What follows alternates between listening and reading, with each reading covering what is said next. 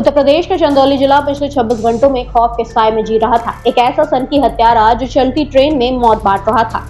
एक ऐसा पूर्व फौजी जिसकी पिस्टल से निकली गोलियों ने 3 बेगुनाहों की जान ले ली।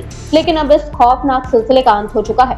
पुलिस एनकाउंटर में उस सीरियल किलर को ढेर कर दिया गया है जिसने पूरे सूबे में पुलिस की नींद उड़ा रखी थी। कहानी शुरू होती है रविवार सुबह पंडित दीनदयाल उपाध्याय जंक्शन से। पंजाब का रहने वाला गुरप्रीत सिंह, जो कथित तौर पर एक पूर्व सैन्य कर्मी था, पैसेंजर ट्रेन में सवार होता है। मामूली सी कहासुनी और फिर गुरप्रीत अपनी जेब से बंदूक निकालता है और मंगरू की कनपट्टी पर पिस्टल रखकर उसे मौत के घाट उतार देता है। इतना ही नहीं, वह शव को ट्रेन से बाहर फेंक देता है और खुद करीब 7 से 8 किलोमीटर उसी ट्रेन में सफर करता है। लेकिन यह तो अभी शुरुआत थी। पुलिस अभी इस गुत्थी को सुलझा ही रही थी कि रविवार रात 2 बजे जम्मू तवी एक्सप्रेस में बिहार के दिनेश साहू की भी इसी तरह से हत्या कर दी गई। पैटर्न एक ही था, कनपट्टी पर सटाकर गोली मारना। खौफ का ये सफर यही नहीं रुका। आरोपी व्यासनगर के पास जीवक अस्पताल में दाखिल हुआ और वहां इलाज करा रही एक बेगुनाह महिला के भी सिर में गोली मार दी। अस्पताल में चीख पुकार मच गई और भीड़ ने हिम्मत दिखाते हुए इस दरिंदे को दबोच लिया और पुलिस के हवाले कर दिया। गिरफ्तारी के बाद जब चंदौली एसपी आकाश पटेल के नेतृत्व में पुलिस टीम ने क्राइम सीन रिक्रिएट करने की कोशिश की तो शातिर अपराधी ने भागने की आखिरी कोशिश की और उसने पुलिस अधिकारी की पिस्टल छीनी और फायरिंग करनी शुरू कर दी।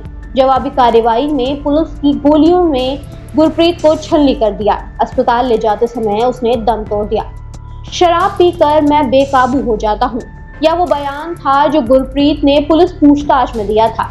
वह बिहार में गार्ड की नौकरी से निकाला जा चुका था और भटकते हुए चंदौली पहुंच गया था।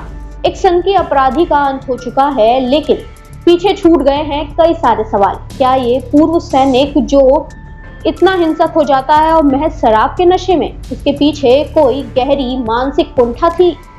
फिलहाल पुलिस गुरप्रीत के अतीत और उसके परिवार की जानकारी जुटाने में जुटी हुई है। देखिए, थाना अलीनगर क्षेत्र में दिनांक 10 और 11 में 3 घटनाएं हुई थी जिनमें 3 अलग अलग व्यक्तियों की गोली मार करके हत्या कर दी गई थी।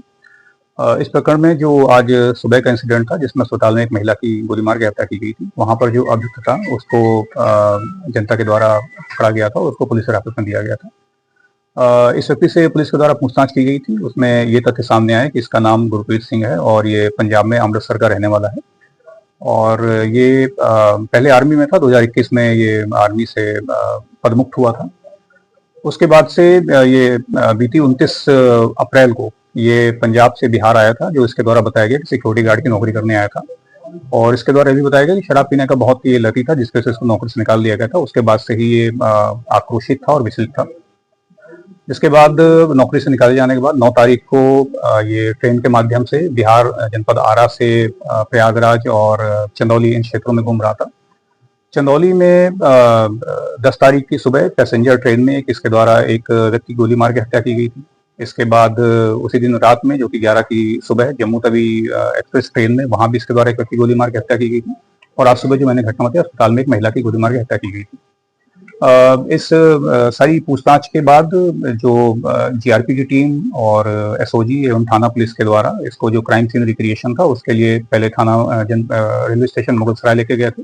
वहां पर इसके द्वारा जानकारी की गई, बताया गया कि क्या क्या घटना किस प्रकार से हुई थी। उसके बाद जो प्रथम घटना हुई थी, कुचमन रेलवे स्टेशन का जो बॉडी मिली थी, वहां पर इसको ले जाया गया।